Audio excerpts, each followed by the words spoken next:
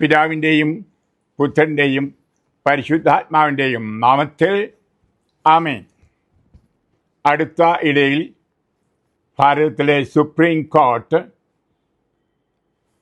ക്രിസ്ത്യാനികളെ സംബന്ധിച്ച് വളരെ നല്ല ഒരു പ്രസ്താവന ഇറക്കി, അഥവാ നിയമം പാസാക്കി. എന്ന് പറഞ്ഞാൽ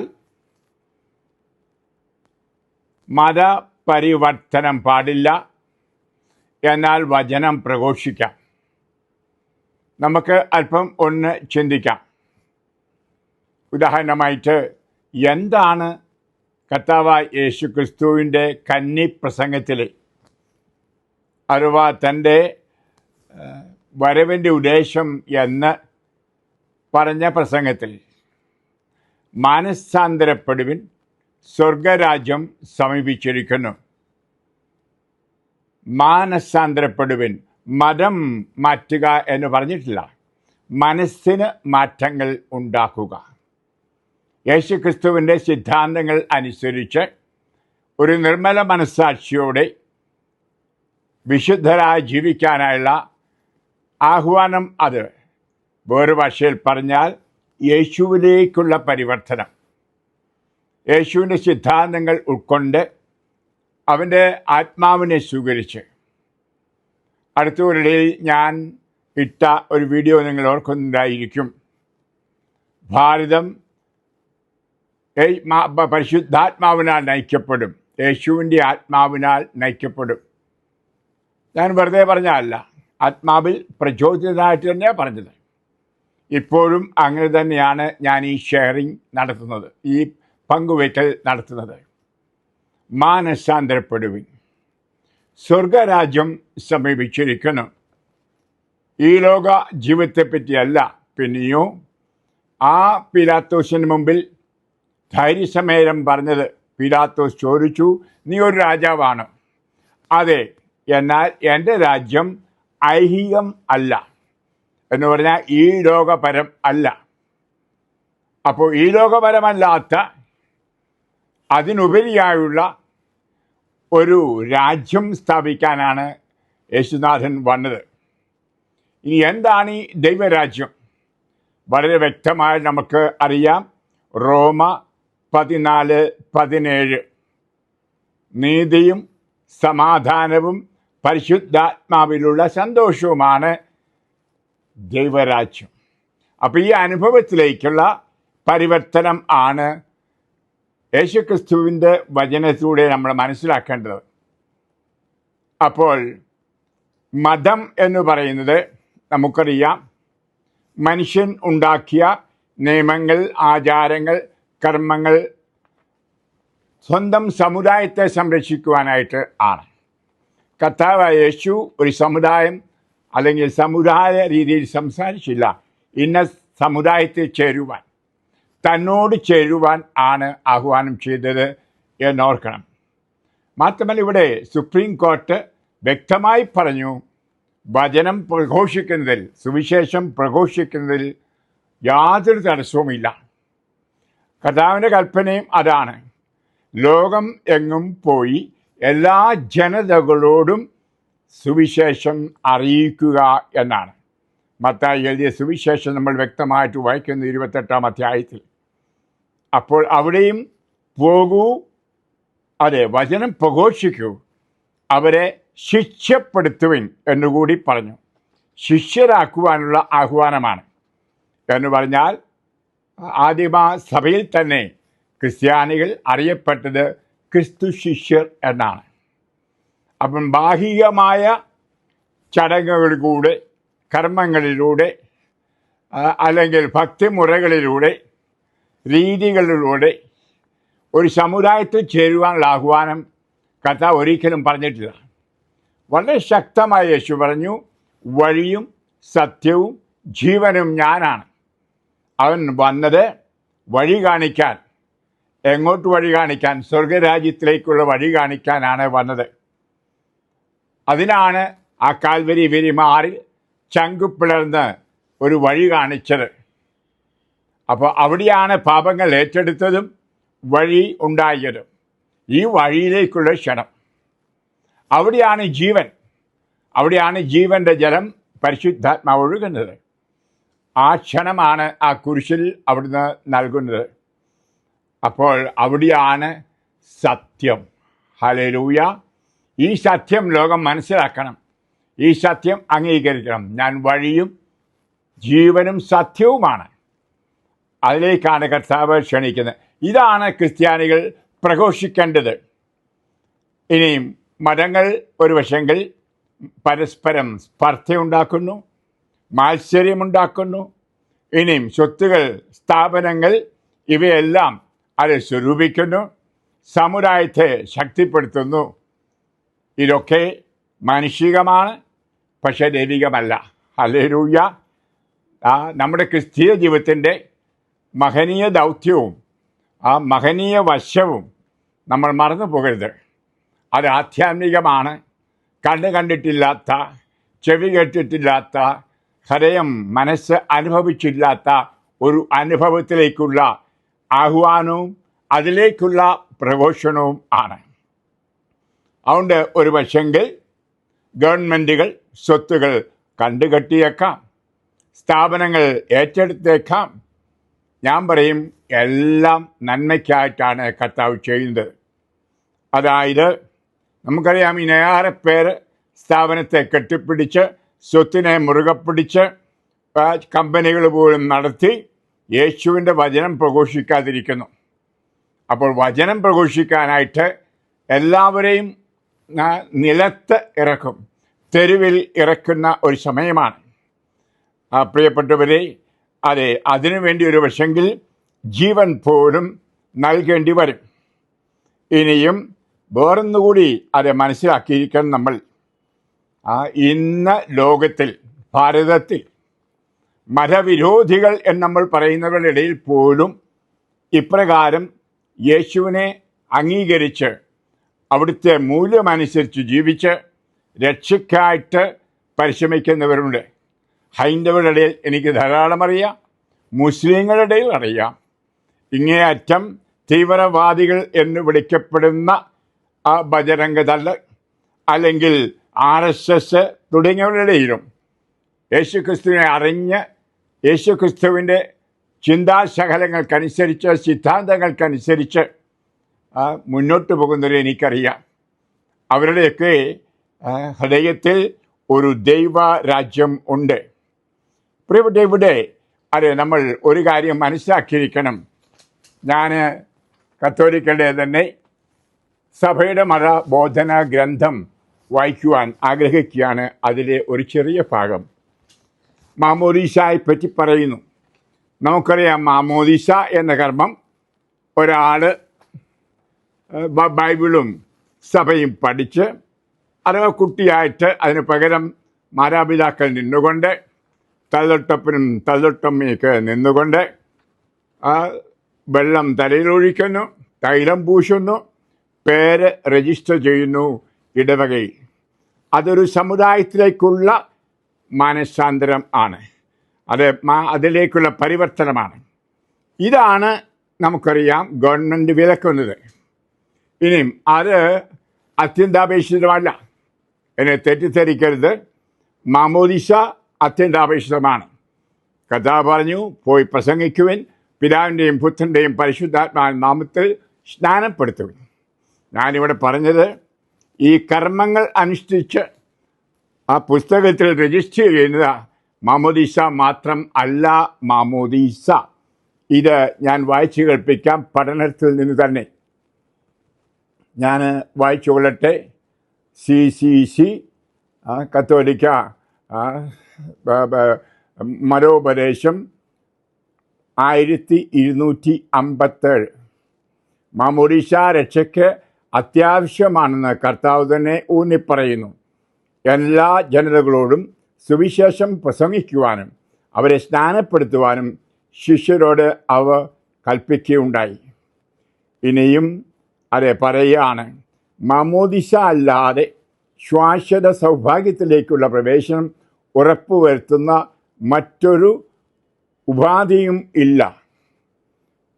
അതുകൊണ്ടാണ് മാമോദീസ സ്വീകരിക്കുവാൻ സാധിക്കുന്നവരെല്ലാം ജലത്താലും പരിശുദ്ധാത്മാവിലും വീണ്ടും ജനിക്കണം എന്ന് കർത്താവിൽ നിന്ന് സ്വീകരിച്ച ദൗത്യം അവഗണിക്കാതിരിക്കാൻ അവർ ശ്രദ്ധിക്കുന്നത്. ദൈവം, ശ്രദ്ധിക്കുക ഈ വചനം, ദൈവം രക്ഷയെ മാമോദീസ എന്ന കൂദാശയോടെ ബന്ധിച്ചിരിക്കുന്നു. എന്നാൽ അവിടുന്ന് തൻ്റെ കൂദാശകളാൽ ബന്ധിതൻ അല്ല. ഹല്ലേലൂയ. അതിൻ്റെ അർത്ഥം ഈ കൂദാശകൾക്കും പുറമെ രക്ഷ നൽകുവാൻ കർത്താവിന് കഴിയും. അവൻ ശാപത്തിൻ്റെയും ഉടയവനാണ്. തുടർന്ന് 1258 പറയുന്നു, മാമോദീസ സ്വീകരിക്കാതെ തന്നെ വിശ്വാസത്തിനു വേണ്ടി മരിക്കുന്നവർ ക്രിസ്തുവിന് വേണ്ടിയും ക്രിസ്തുവിനോട് കൂടെയുള്ള അവരുടെ മരണം വഴി മാമോദീസ സ്വീകരിക്കുന്നു. ഇതാണ് രക്തത്താലുള്ള മാമോദീസ. ഇനിയും അടുത്തത് ശ്രദ്ധിക്കുക.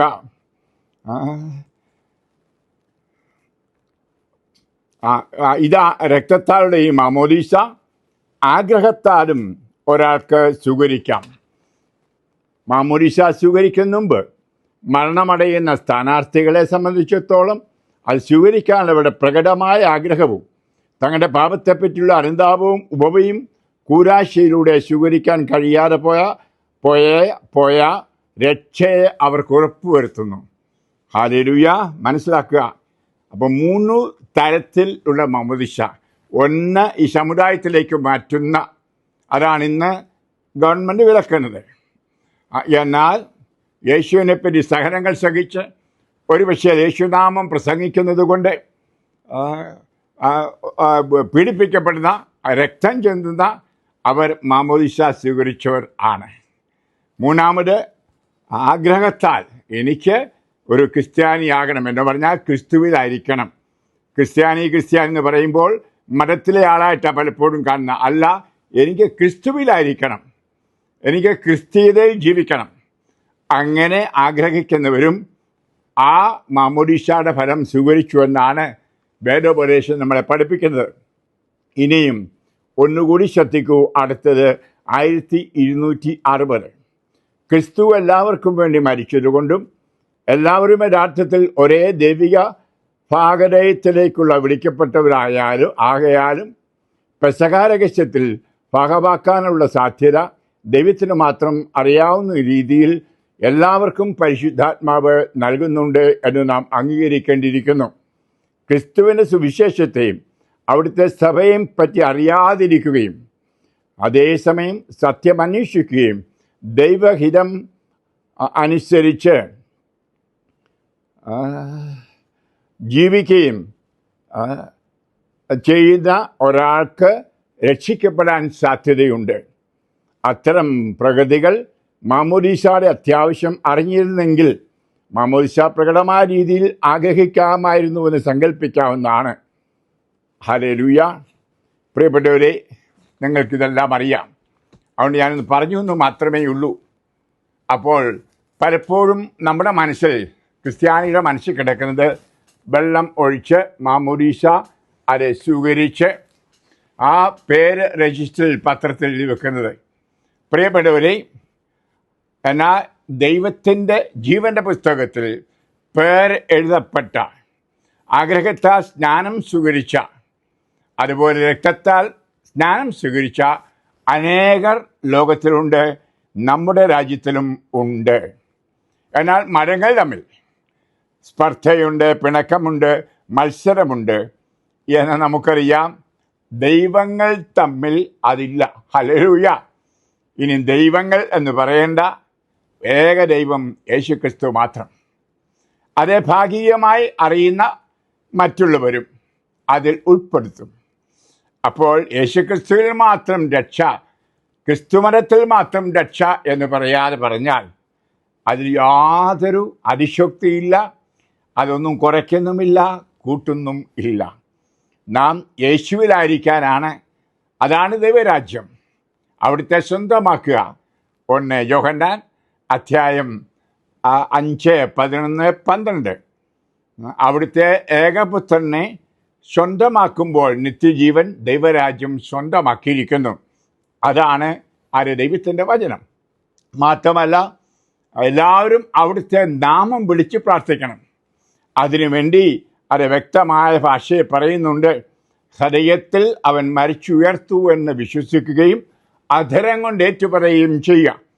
നമുക്കറിയാം, യോഹന്നാൻ എഴുതിയ സുവിശേഷം 10 ലേഖനം അധ്യായം 10-13. ഹൃദയത്തിൽ വിശ്വസിച്ച് ഏറ്റു പറഞ്ഞാൽ രക്ഷ പ്രാപിക്കും. അതിന് വിലക്ക് ഏർപ്പെടുത്തിയിട്ടില്ല സുപ്രീം കോടതിയോ മറ്റാരെങ്കിലും. അത് കർത്താവ് നന്ദി പറയാം. ഇതുകൊണ്ട് ഞാൻ പറഞ്ഞത് വസന്തകാലം വരുന്നുവെന്ന് ഞാൻ പറയാൻ കാര്യം, ഇനിയും ഭാരതത്തിൽ ഏറെ ശിഷ്യരുണ്ടാവും കർത്താവിന്. ഹല്ലേലൂയ. യേശുക്രിസ്തു പറഞ്ഞത് പോയി വചനം പ്രഘോഷിച്ച് ക്രിസ്ത്യാനികളെ ഉണ്ടാക്കുക എന്നല്ല, പിന്നെയോ അവരെ ശിഷ്യപ്പെടുത്തുവൻ. ഹല്ലേലൂയ. ബൈബിൾ നമ്മൾ കാണുന്ന പോലെ യേശുവിനെ സംസ്കരിക്കാൻ തുടങ്ങിയപ്പോൾ അതാ നിശബ്ദമായ യേശുവിനെ അനുഗമിച്ച നിക്കോദേമോസും അരിമത്ഥയിലെ യോസഫും സന്നിഹിതർ ആയിരുന്നു അവിടുത്തെ സംസ്കരിക്കുവാൻ. ഒരുപക്ഷെ മാമോദിസ രജിസ്റ്റർ ബുക്കിൽ അവരുടെ പേരില്ലായിരുന്നു, എന്നാൽ സ്വർഗത്തിലെ ജീവന്റെ പുസ്തകത്തിൽ ഉണ്ടായിരുന്നു. ഹല്ലേലൂയ. അപ്പോൾ ഏതിനാണ് പ്രാധാന്യം എന്ന് ഓർക്കണം. അപ്പോൾ നമ്മുടെ മൗലിക അവകാശങ്ങൾ, അതായത് വചനം പ്രഘോഷിക്കാനുള്ള അവകാശം, യേശുവിൻ്റെ ശിഷ്യരായിത്തീരുവാനുള്ള അവകാശം ഒരിക്കലും സുപ്രീം കോടതി നിരോധിച്ചിട്ടില്ല, നിരോധിക്കുകയും ഇല്ല എന്നാണ് എൻ്റെ വിശ്വാസം. ഹല്ലേലൂയ. അപ്പോൾ ഇതാണ് അവസരം. ഒരു വസന്തകാലം ആരംഭിച്ചു എന്ന് ഞാൻ പറഞ്ഞത്. കർത്താവിൻ്റെ അതായത് ചടങ്ങുകളിലോ അല്ലെ ബാഹ്യമായ കാര്യങ്ങളോ അല്ല രക്ഷയ്ക്ക് എപ്പോഴും ആന്തരികമായ ഒന്നാണ്. നമ്മൾ കർത്താവ് തന്നെ പറയുന്നുണ്ടല്ലോ, യഹൂദന ആന്തരികമായ യഹൂദനായിരിക്കുന്നവനാണ് യഹൂദൻ. അതുപോലെ ആന്തരികമായി ക്രിസ്തുവിലായിരിക്കുന്നവനാണ് ക്രിസ്ത്യാനി. പുറമേയുള്ള ആചാരമോ അനുഷ്ഠാനമോ അല്ല അത് ഒരാളെ ക്രിസ്ത്യാനി ആക്കുന്നത് എന്ന കാര്യം മറന്നു പോകരുത്. ദൈവം രക്ഷയെ മാമോദിസ എന്ന കൂടാശയുമായി ബന്ധിച്ചിരിക്കുന്നു. എങ്കിലും അതിനും പുറത്ത് കർത്താവിനെ രക്ഷിക്കാൻ കഴിയും. അതൊരു പുതിയ സൃഷ്ടിയാവുക എന്നതാണ് പരമപ്രധാനം. 2 കൊരിന്ത്യർ അധ്യായം 5:17. എല്ലാറ്റിനും ഉപരി യേശുക്രിസ്തുവിൻ്റെ വചനമനുസരിച്ച് അതിൻ്റെ നിയമസംഹിത അഥവാ തത്വമനുസരിച്ച് ഒരു നല്ല മനസ്സാക്ഷിയോടെ ഒരു വിശുദ്ധ ജീവിതം, സമാധാനത്തിൻ്റെ ജീവിതം, നീതിയുടെ ജീവിതം, സന്തോഷത്തിൻ്റെ ജീവിതമാണ് ക്രിസ്തീയത എന്ന് പറയുന്നത്. അപ്പോൾ ക്രിസ്തീയത എല്ലാവർക്കും കൊടുക്കാനുള്ള അവകാശമുണ്ട്, അവസരമുണ്ട്. ഇനി അതാണ് കൊടുക്കേണ്ടത്. സ്ഥാപനങ്ങളിലൂടെ അല്ലെങ്കിൽ പുറമേയുള്ള ആചാരങ്ങളിലൂടെ കൊടുക്കാനായിട്ടുള്ളതായിരിക്കാം അത് ഒരുപക്ഷെ വിലക്ക് വച്ചിരിക്കുന്നത്. ഞാൻ വിശദീകരിക്കുന്നില്ല അതേപ്പറ്റി. പ്രിയപ്പെട്ടവരെ, അത് നമുക്ക് നമ്മുടെ സഭയെ തന്നെ നവീകരിക്കാൻ ഈ സുപ്രീം കോടതിയുടെ വിധി സഹായിക്കും എന്നത് എനിക്ക് ഉത്തമ ബോധ്യമുള്ളൊരു കാര്യമാണ്. നമുക്കറിയാം, ഇന്ന് സ്കൂള്, കോളേജ്, ആശുപത്രിയൊക്കെ നടത്തി യേശുവിനെ എതിർസാക്ഷിയാണ് പലയിടത്തും കൊടുക്കുന്നത് എന്ന്. അപ്പോൾ അതൊക്കെ ഒരു വശങ്ങൾ കണ്ടുകെട്ടിയേക്കാം. എന്നാൽ വിരളം പേർ മാത്രമേ ഉള്ളൂ വചനം പ്രഘോഷിക്കുവാൻ ജീവൻ പോലും പണയം വെച്ചുകൊണ്ട്. ഹല്ലേലൂയ. പ്രിയപ്പെട്ട, അതിന് വൈദികർ, മെത്രാന്മാർ അല്ലെങ്കിൽ അൽമായർ മുന്നോട്ട് വന്നേ മതിയാവും.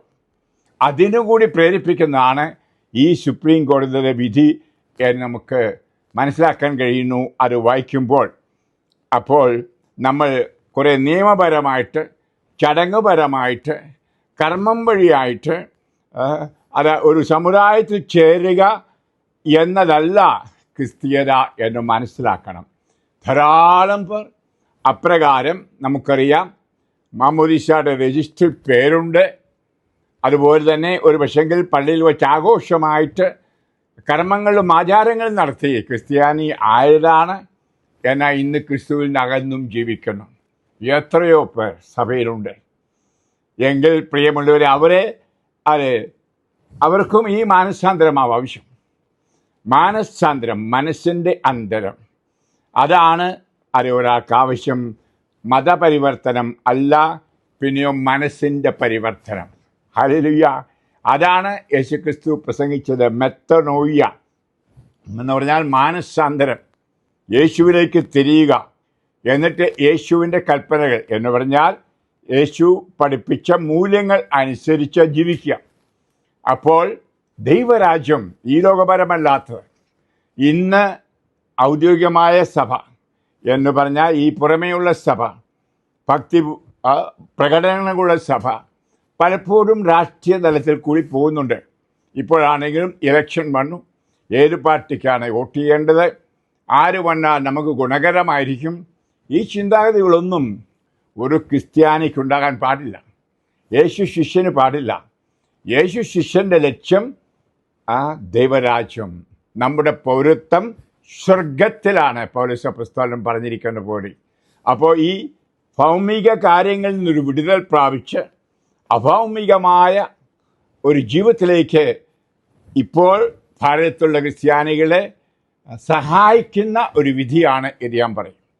ഇത് നമ്മുടെ ബിഷപ്പ്മാരും അച്ഛന്മാരും കന്യാസികളും അൽമായ പ്രേക്ഷിതരും എല്ലാവരും ഒന്ന് മനസ്സിലാക്കി യഥാർത്ഥ ഒരു പരിവർത്തനത്തിലേക്ക് വന്നുവെങ്കിൽ, മാനസാന്തരപ്പെട്ടാൽ അവരിലൂടെ കണിശമായിട്ടും അവരുടെ ജീവിത മാതൃക കണ്ടുകൊണ്ട് തന്നെ പ്രസംഗിക്കാതെ, കാരണം അവരുടെ ജീവിത മാതൃക തന്നെ ഒരു പ്രസംഗമായിരിക്കും.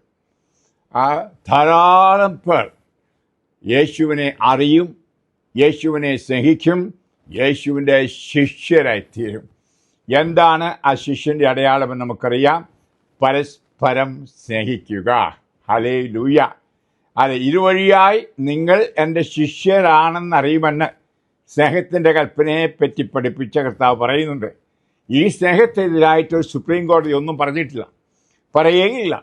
മനുഷ്യൻ സ്നേഹത്തിൽ, നീതിയിൽ, സന്തോഷത്തിൽ ജീവിക്കാൻ എല്ലാ കാലത്തും ഏത് രാജ്യത്തിലുമുള്ള സുപ്രീം കോടതികൾ, ജഡ്ജിമാർ അല്ലെങ്കിൽ ഗവൺമെൻറ്റുകൾ പ്രോത്സാഹിപ്പിക്കുന്നു മാത്രമേ ഉള്ളൂ. ഇത് പ്രിയപ്പെട്ടവരെ ശാന്തമായിരുന്ന് ഒന്ന് ചിന്തിച്ച് ധ്യാനിക്കണം. വെറുതെ വികാരഭരിതർ ആകരുത്. അതാണ് എനിക്ക് പറയുവാനുള്ളത്. ഞാൻ പ്രാർത്ഥിക്കുമ്പോൾ കാണുന്നത് ഈ വസന്തകാലത്തിൻ്റെ ആമുഖ പ്രസംഗമാണ് സുപ്രീം കോടതിയുടെ വിധി. എന്ന് പറഞ്ഞാൽ ഭാരതത്തിൽ ധാരാളം പേർ യേശുവിൻ്റെ ശിഷ്യരായിത്തീരും. സമുദായപരമായി അവരൊരു മരത്തിലായിരിക്കാം. ആ മരത്തിലേക്കുള്ള മാറ്റങ്ങളും അപ്പോൾ കിട്ടുന്ന ആനുകൂല്യങ്ങളും ഒക്കെയാണ് അത് സുപ്രീം കോടതി പറഞ്ഞിരിക്കുന്നത്. അത് ഭൗമിക കാര്യമാണ്, ആധ്യാത്മിക കാര്യം അല്ല. ആധ്യാത്മിക തലത്തിൽ ജീവിക്കുന്നവർക്ക് കർത്താവ് തന്നെ പറഞ്ഞ പോലെ ഗ്രീക്കുകാരനെന്നോ യഹൂദനെന്നുള്ള വ്യത്യാസമില്ല, ഹിന്ദുവെന്നോ മുസ്ലിമെന്നോ ക്രിസ്ത്യാനി എന്നുള്ള വ്യത്യാസമില്ല, ദളിതനെന്നോ ബ്രാഹ്മണനെന്നോ വ്യത്യാസമില്ല, ജാതി മത ഭേദമന്യേ എല്ലാവർക്കും എല്ലാമായി ആ കുരിശിൽ പാപങ്ങൾ ഏറ്റെടുത്തു മരിച്ച, ഉയർത്തെഴുന്നേറ്റ് ഇന്നും നമ്മോടുകൂടി ജീവിക്കുന്ന ആ കർത്താവ് അത് ആ ഗ്രൂപ്പിനെ നയിക്കുന്നു. അതാണ് ക്രിസ്തീയതയുടെ ഗ്രൂപ്പ്. ക്രിസ്തുവിൻ്റെ കൽപ്പനകൾ അനുസരിച്ച് പരസ്പരം സ്നേഹിച്ചും ആദരിച്ചും സേവനങ്ങൾ ചെയ്തും യേശുവിനെ മുറുകെ പിടിച്ചുകൊണ്ട് പോകുന്നത്. ഹല്ലേലൂയ. ബാഹ്യമായ ഭക്തി പ്രകടനമായിരിക്കില്ല. ബാഹ്യമായ ഭക്തി പ്രകടനങ്ങൾക്ക് പോലും കൂച്ചുവലങ്ങ് വന്നേക്കാം. അപ്പോൾ കൂടുതൽ ആത്മീയമായിട്ട് ക്രൈസ്തവർ വളരും, യേശുക്രിസ്തുവിൽ ആയിരിക്കുന്നവരും വളരും. പ്രിയപ്പെട്ടവർ, നമുക്ക് അത് ദൈവത്തിന് നന്ദി പറയാം, സ്തോത്രം അർപ്പിക്കാം. അതായത് ഈ യഥാർത്ഥ മാനസാന്തരമുണ്ടാകുവാൻ, അല്ലാതെ മതപരിവർത്തനത്തിനല്ല പ്രാധാന്യം കൊടുക്കേണ്ടത്. എന്നിട്ട് നമ്പറുകൾ വിളിച്ചു പറയുക, 5000 പേര് 6000 പേര് മാമോദീസ സ്വീകരിച്ചു. എന്നാൽ 6000 പേര് യഥാർത്ഥ മാനസാന്തരപ്പെട്ടു, യേശുവിലേക്ക് രൂപാന്തരപ്പെട്ടു. മാനസാന്തരം ഞാൻ പറഞ്ഞല്ലോ, യേശുവിലേക്കുള്ള രൂപാന്തരീകരണം. യേശു ആരായിരുന്നു? ദൈവമായിരുന്നു. അപ്പോൾ ആ ദൈവികതയിലേക്ക്, അവൻ സ്നേഹമായിരുന്നു, ആ സ്നേഹത്തിലേക്ക്, അവൻ സർവ നന്മ സ്വരൂപിയായിരുന്നു. അപ്പോൾ നന്മയിലേക്ക്, അവൻ വിശുദ്ധിയുടെ അതിവിശുദ്ധിയായിരുന്നു ഉണ്ടായിരുന്നത്. അപ്പോൾ വിശുദ്ധിയിലേക്ക്, അപ്പോൾ നന്മയിലേക്ക്, വിശുദ്ധിയിലേക്ക്, സ്നേഹത്തിലേക്കുള്ള പരിവർത്തനമാണ് നമ്മൾ പ്രസംഗിക്കേണ്ടതും അങ്ങനെ ദൈവരാജ്യം മനുഷ്യഹൃദയങ്ങളിൽ കൊടുക്കുക. അത് തീവ്രവാദികളായാലും ഒരു പക്ഷെങ്കിൽ നമ്മൾ വിശ്വാസമില്ല എന്ന് പറയുന്നവരായാലും മദ്യപാനിയായാലും കൊലപാതകയായാലും സ്വീകരിക്കും എന്ന് ഞാൻ പറയുന്നു. ഹല്ലേലൂയ. അതുകൊണ്ട് പ്രിയപ്പെട്ടവരെ, ഞാൻ ഈ പറയുന്നത് അത് മറ്റു മാമോദീസ വേണ്ടെന്നല്ല പറയുന്നത്, എന്നെ തെറ്റിദ്ധരിക്കരുത്. അതും നിങ്ങൾ മതോപദേശത്തിൽ കേട്ടല്ലോ. അതായത് ബാഹ്യമായിട്ട് ഉള്ള അപ്രകാരം യേശുവിലായിരിക്കാനുള്ളൊരു കർമ്മം മാമോദീസ ആണ്. ആ കർമ്മങ്ങളും ആചാരങ്ങളും നമുക്കറിയാം മനുഷ്യനാണ് ഉണ്ടാക്കിയത്. യേശു പറഞ്ഞ വചനം ഒട്ടും മാറ്റാതെ നമ്മൾ പാലിക്കണം. ഒന്നുകൂടി പറയുന്നു, മാനസാന്തരപ്പെടുവിൻ, സ്വർഗരാജ്യം സമീപിച്ചിരിക്കുന്നു. പോകൂ, എല്ലാ ജനതകളോടും ഗോത്രങ്ങളോടും വചനം പ്രഘോഷിച്ച് അവരെ എൻ്റെ ശിഷ്യരാക്കുക. പിതാവിൻ്റെയും പുത്രൻ്റെയും പരിശുദ്ധാത്മാവിൻ്റെ നാമത്തിൽ സ്നാനപ്പെടുത്തുക. അപ്പോൾ ഈ സ്നാനം 3 വിധത്തിൽ ഉണ്ട്. ഹല്ലേലൂയ. നിശ്ചയമായിട്ടും ആഗ്രഹത്താൽ നേരെ പേർ അതാഗ്രഹിക്കുന്നു. ആഗ്രഹത്താൽ സ്നാനം സ്വീകരിച്ചവരുണ്ട്. അതുപോലെ തന്നെ അത് യേശുവിനെ പ്രതി രക്തം ചിന്തുന്ന സഹനങ്ങൾ സഹിക്കുന്ന ഔദ്യോഗികമായി പള്ളിയിൽ മാമോദീസ സ്വീകരിക്കാത്തവരുമുണ്ട്. അത് രക്തത്താലുള്ള മാമോദീസ. അത് അടുത്ത കാലഘട്ടത്തിൽ ഏറെ പേരെ ഒരു പക്ഷേ അതിനായിട്ട് വിളിച്ചു എന്ന് വരാം. അടുത്ത ഒരു നാളിലും മാമോദീസ സ്വീകരിക്കാതിരുന്ന 50 നൈജീരിയയിലെ ക്രിസ്തു ഭക്തരെ വധിച്ചു. അതേപ്പറ്റി മാർപ്പാപ്പ പോലും പറഞ്ഞത് അവർ രക്തത്താൽ സ്നാനം സ്വീകരിച്ചവർ ആണ് എന്ന് പറഞ്ഞാൽ അവർ രക്ഷിക്കപ്പെട്ടു എന്ന്. ഹല്ലേലൂയ. യേശു ക്രിസ്തുവിലായിരിക്കുന്നവർക്കാണ് രക്ഷ. റോമ 8:1. ഹല്ലേലൂയ. ഈ നാമമാത്രമായ ഒരു സമുദായത്തിൽ ഇരുന്നു കൊണ്ട് സമുദായത്തിൽ നിയമങ്ങളും കൽപ്പനകളും പാലിച്ച് അതേസമയം ഹൃദയം ദൈവത്തിൽ അകന്നിരിക്കുന്ന, യേശുവിൽ അകന്നിരിക്കുന്ന, യേശുവിൻ്റെ സ്വഭാവം ഉൾക്കൊള്ളാതിരിക്കുന്ന ആളുകളോ സമൂഹമോ അല്ല ക്രിസ്തീയത്വം അഥവാ ക്രിസ്തു. ഞാൻ മതം എന്ന് പറയില്ല, ക്രിസ്ത്യാനികളുടെ കൂട്ടായ്മ. ഹല്ലേലൂയ. അത് എല്ലാ കാലത്തും നിൽക്കും. അത് അടുത്ത 7 വർഷങ്ങളിൽ വർദ്ധിക്കും എന്ന് സത്യമാണ്. ഹല്ലേലൂയ. ഞാനതേപ്പറ്റിയുള്ള വീഡിയോ ഞങ്ങൾ കേട്ടു. ഇതെനിക്ക് ബോധ്യമുണ്ട്. വലിയൊരു പരിവർത്തനം ലോകത്ത് നടക്കുന്നു. ഹൃദയ പരിവർത്തനം നടക്കും. അതാണ് മാനസാന്തരം. അത് മതത്തിലേക്കുള്ള പരിവർത്തനമായിരിക്കില്ല. ഈ മതങ്ങളൊക്കെ നമുക്കറിയാം ഒത്തിരി ബാഹ്യതയിലൂടെ പോകുന്നു. അതെല്ലാം ഇല്ലാതായെന്ന് വരാം. അങ്ങനെ പരിശുദ്ധാത്മാവിലാൽ സത്യത്തിലും ആത്മാവിലും ദൈവത്തെ സ്തുതിച്ച് സ്നേഹിക്കുന്ന ഒരു സമൂഹം ജാതികൾക്കതീതമായി, മതങ്ങൾക്കതീതമായി, ഗോത്രങ്ങൾക്കതീതമായി ഉണ്ടാകും. അത് ദൈവത്തിൻ്റെ ഇഷ്ടമാണ്. അത് ഭൂമിയിൽ വരും. നമ്മളതാ പ്രാർത്ഥിക്കുന്നത്, അങ്ങേ രാജ്യം വരണമേ. വരട്ടെ. നമുക്കൊരിക്കൽ കൂടി ഭാരതത്തിലെ ഗവൺമെൻറ്റിനോടും അതുപോലെ സുപ്രീം കോടതിയോടും നന്ദിയുള്ളവരായിരിക്കാം. നമ്മളെ വളർത്തുന്നത് ഓർത്ത് കണ്ണുകൾ ശാന്തമായി അടയ്ക്കുക. കാരണമായി നല്ലവരുമായ കർത്താവേ, ഭാരതത്തിലെ ഭരണവും നീതിപീഠകം അഥവാ സുപ്രീം കോടതിയും ഓർത്ത് നന്ദി പറയുന്നു. അവരെല്ലാവരും ഞങ്ങൾ ക്രിസ്ത്യാനികളെ യഥാർത്ഥത്തിൽ സത്യക്രിസ്ത്യാനികളാക്കാൻ വളർത്തുന്നു. അവരെ അനുഗ്രഹിക്കണമേ. ഈ സത്യം ഉൾക്കൊള്ളാൻ കർത്താവേ, ക്രിസ്തു മതത്തിലായിരിക്കുന്നവർക്ക് അനുഗ്രഹം പരിശുദ്ധാത്മാക്കളുടെ തുറക്കണമേ.